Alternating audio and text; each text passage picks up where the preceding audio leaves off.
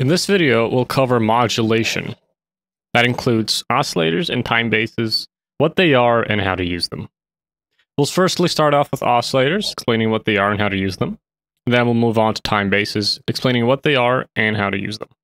Oscillators are essentially tools that let you change a value over time, specifically between a start value and an end value with respect to some kind of curve or some kind of change happening somewhere. The Oscillators tab contains oscillators that you can configure, and the simple ones contain various simple waves like the sine, square, saw, and triangle wave. Whereas the AudioLink ones can contain AudioLink bands for various band frequencies, as well as RMS energy. We'll get into explaining these in just a bit.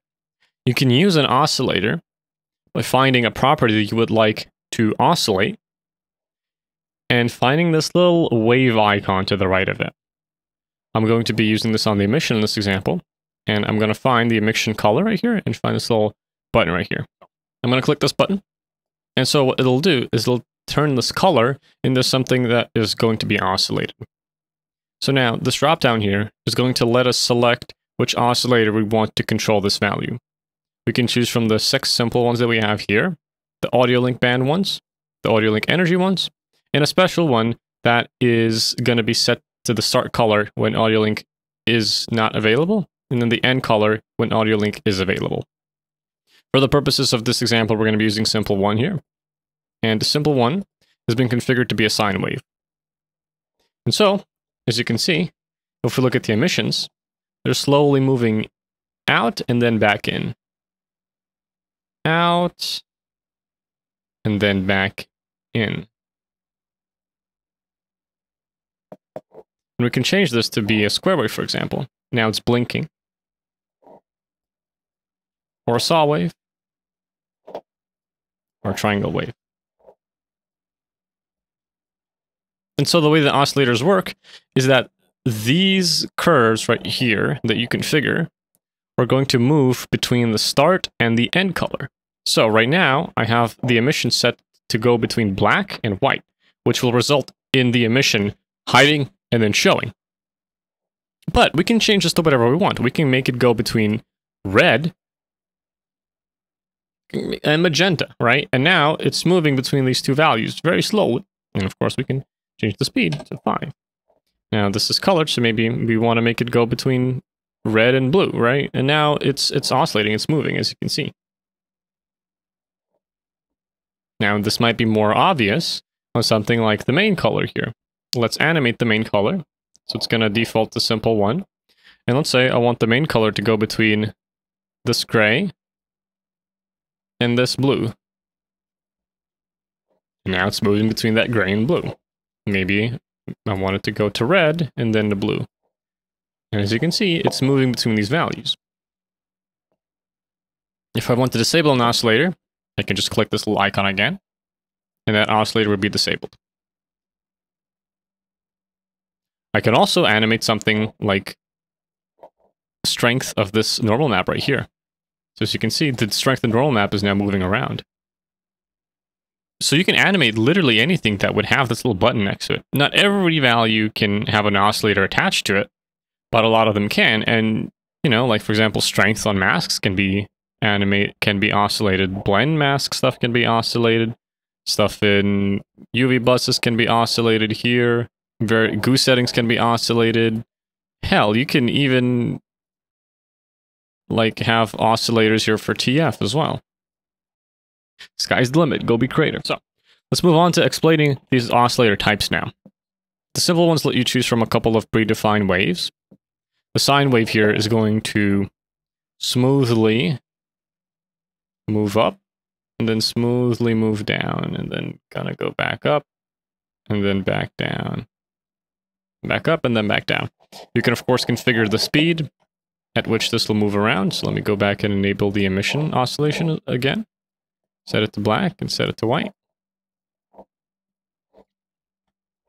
We can configure the speed at which the wave will move around, of course. Half wave, that'll pretty much do, in this case, is it'll turn this wave that we have here into this. it'll go off, and then it'll start moving. Then it'll go off, and it'll start moving again. So it won't have half of the wave available to it. But it'll still go between the start value and the end value perfectly, as you can see. On, off, on, off, on, off, on, off, on, off, on, off, on, off. This time-based thing is something that we're going to be moving on later in the video when we explain time bases. Next up, we have the square wave. Let's take the time down a little bit, back to 1. And what the square wave is going to do is it's going to go off and then on immediately, and then immediately back off, then immediately back on, immediately back off, and then immediately back on, etc. So it's going to just go off, on, just immediately. There's no curve or anything to that off and on switch. It's just either on or off, no in between. It also has this duty cycle parameter right here. This will configure the ratio for how long it's going to be on versus for how long it's going to be off. So if we move this to like 95%, as you can see, now it's going to be off for 95% of the time and on for 5%. Visually, this will look like this. Right? Off for most of the time, but then on for just 5%. We can go in the other direction as well. We can have it be on for most of the time and then off just for a little bit. And again, it's going to result in an oscillation like this. On most of the time and then off for a little bit. And you can configure that ratio to be whatever you want using this duty cycle. A saw wave is going to go up and then immediately down. So up and then instantly down. Up and then instantly down. A saw wave. As you can see, it's going up, down, up, down, up, down, up, down. Now, the triangle wave is going to go up and then down, and then up and then down. So visually, that's up, down, up, down, up, down. As you can see. That's it for the simple waves. Next up, we have the AudioLink waves right here. Let's switch into another project for this. Now, I'm here in the AudioLink example showcase scene right here, where we have a bunch of various examples for AudioLink. I'll walk you through some of these. And the simplest one is the AudioLink bands oscillators. These correspond to various frequency bands you can configure in the world, and these oscillators will move whenever those bands get activated. So, let's go into play mode.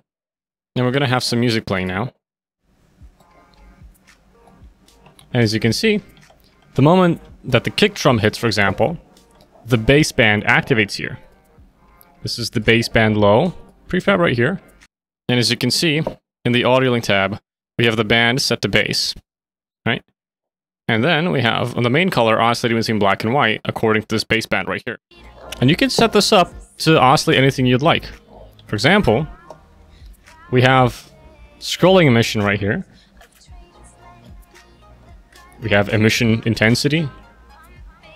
We have a capsule mask radius being controlled by AudioLink as well. Take a look at some of these examples and get creative. AudioLink bands also have smoothing options. As you can see, we have smoothing enabled on this right here, but no smoothing on this one. They're both set to the bass band. And if we enable some music, you'll be able to see the difference between these two.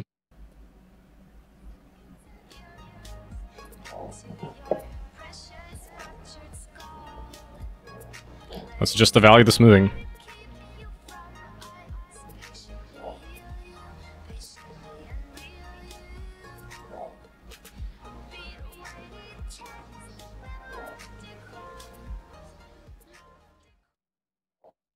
So the next value that we have here is the fallback value right here. This is going to control what the oscillator will be, the value that it will take when there is no AudioLink available in the world or AudioLink has been disabled. We can choose between the default value and an oscillator. The default value is going to pretty much make it so that the oscillator will become this default value when there is no AudioLink available. The default value here is going to determine how between we are the start and the end value on the thing that we're oscillating. 0 is going to correspond to the start value of that thing that we're oscillating, and 1 is going to correspond to the end value that we're oscillating. So if we're going to go into our emission here and set this to be band 1. And now, right now, in the scene view, in this project, we don't have AudioLink enabled. We don't have AudioLink installed. So this is going to now take up the default value. So we can move this between 0 and 1. And as you can see, 0 is going to correspond to black, and 1 is going to correspond to white. The next value here is oscillator. So what the oscillator option here does is that if AudioLink isn't detected in the world, then this oscillator, this AudioLink band oscillator, will become the other oscillator that you choose. So right now, it's set to be simple 1, right? We can choose that we want to make this simple 2, for example, right? You can choose any of the non-AudioLink oscillators right here. So for example, right now, again, we don't have AudioLink in this project. So now this is going to fall back to simple 1. As you can see, this is set to be the triangle wave here, and we can adjust the speed of this triangle wave, and it's going to be mirrored in the AudioLink band here. Next up, we have the AudioLink energy oscillator. The energy oscillator is going to be an estimation of the loudness and the energy of the music itself, and it's not going to correspond to any band. So if you need something to light up or need something to change when the music is playing, pretty much, and you don't care which frequency bands are actually active, then you can use this one right here. And here it is in action. As you can see, it really doesn't care what's going on in the music. Could be the kick, could be the vocals, the chords, claps, doesn't matter. As long as something's going on in the music, this will react.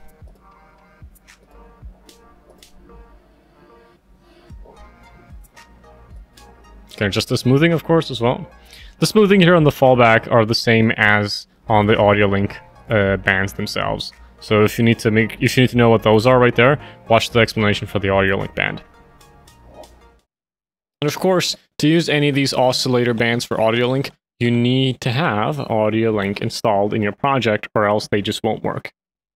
After that's done, you need to have the AudioLink avatar prefab in your scene that you're going to be testing these on. You can find those in the packages folder right here, AudioLink, runtime, then find this AudioLink avatar prefab and just drag it into the scene right here.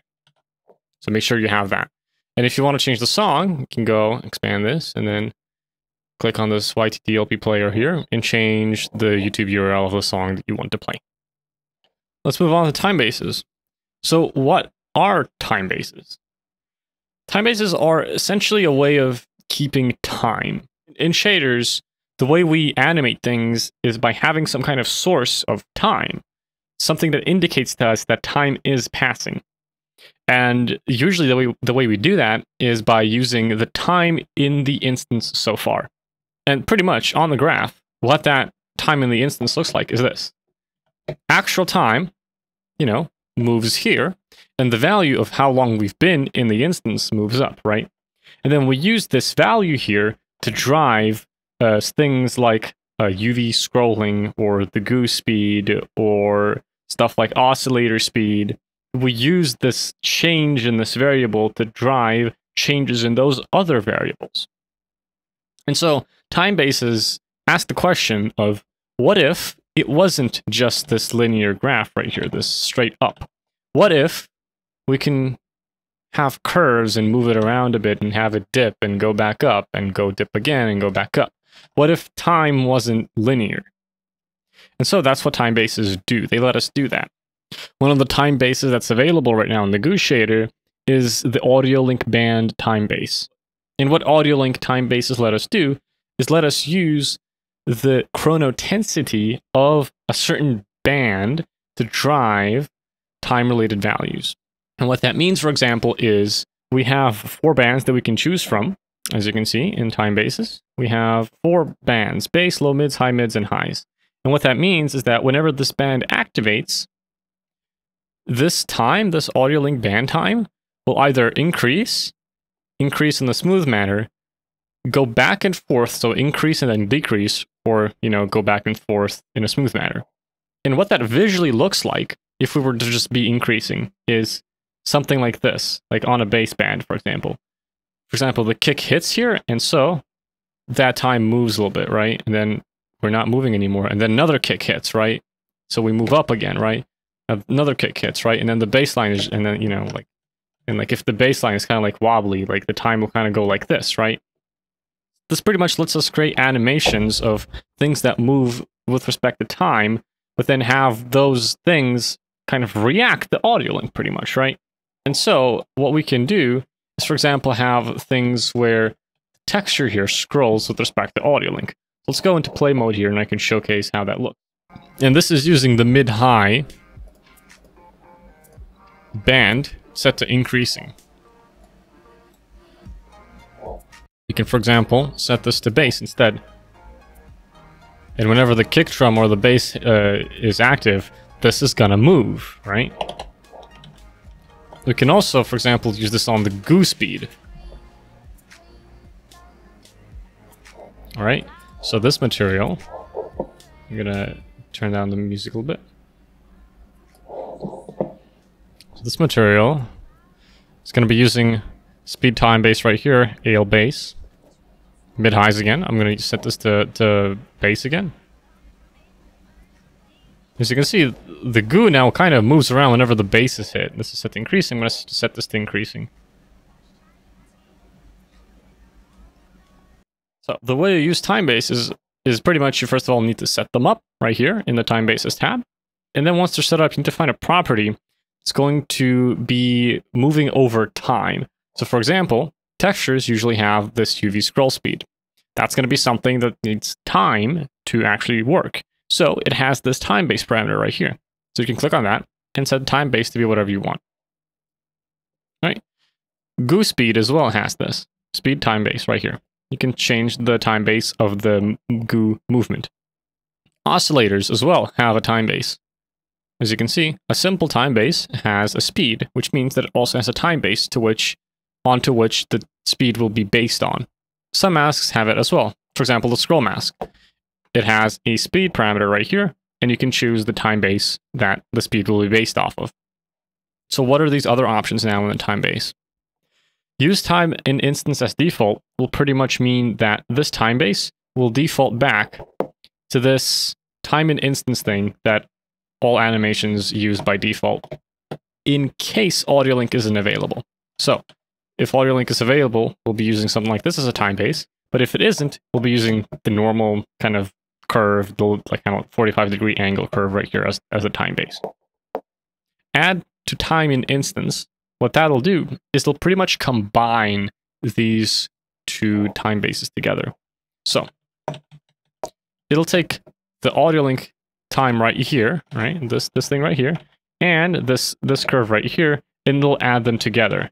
Pretty much kind of create something like this, where it's going to be always moving up no matter what, but then there's going to be some like extra movement that responds to music itself. So for example, this right here, this goo speed time base AL thing uses add to time in instance. So let's go into play mode and let's showcase that real quick. As you can see, the goo is moving right now, right? Now, if we go into the time base here and uncheck add to time in instance, the goo will only move when this time base is increasing. Let's set this to base so it's more obvious. So whenever the kick drum hits, this is going to move. Set this to increasing.